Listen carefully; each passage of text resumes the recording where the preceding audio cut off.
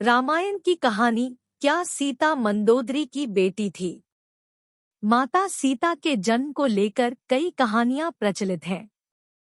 कोई कुछ कहानी सुनता है तो कोई कुछ।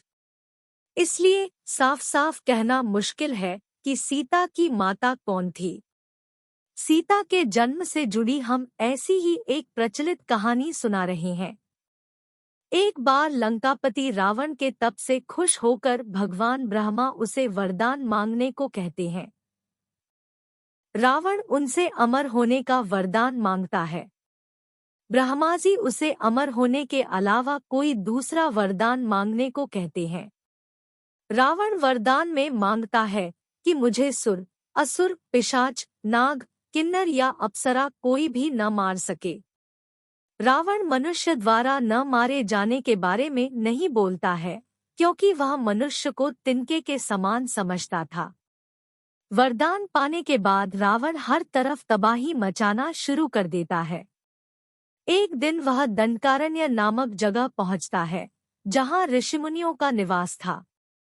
रावण को ऋषिमुनियों को मारना उचित नहीं लगा, लेकिन वो उन ऋषिमुनियों के रक्त को एक कमंडल में भरकर साथ ले जाता है। वह कमंडल गृत्समद ऋषि का था, जो पुत्री की लालसा में माता लक्ष्मी से प्रार्थना करते थे कि वह उनके घर पुत्री के रूप में जन्म ले। इसके लिए गृत्समद ऋषि रोजाना पूजा पाठ के दौरान पवित्र मंत्र पढ़कर दूध की कुछ बूंदें कमंडल में डाला करते थे, जिसमें रावण रक्त भरकर अपने साथ ले गया था।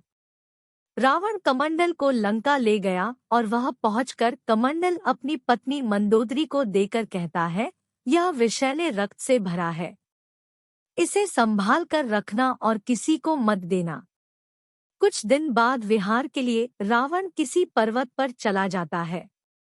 मंदोदरी को इस तरह रावण का जाना अच्छा नहीं लगता है। वो मृत्यु प्राप्त करने के लिए कमंडल में भरे विष का पान कर लेती है। कमंडल के रक्त को पीने के कुछ समय बाद मंदोदरी गर्भवती हो जाती है। गर्भवती होने के बाद मंदोदरी घबरा जाती है कि महल में मौजूद अन्य लोग उसके बारे में क्या सोचेंगे। फिर मंदोदरी तीर्थ यात्रा का नाम लेकर कुरुक्षेत्र चली जाती है।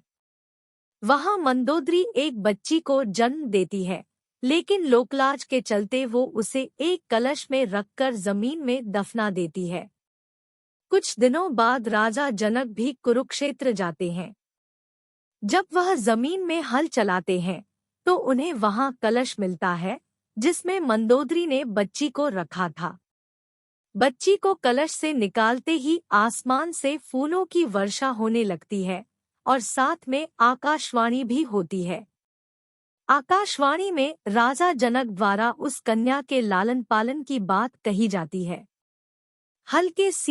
हल के आगे का नुकीला भाग से टकराने की वजह से कलश मिला था, इसलिए राजा जनक ने कन्या का नाम सीता रखा।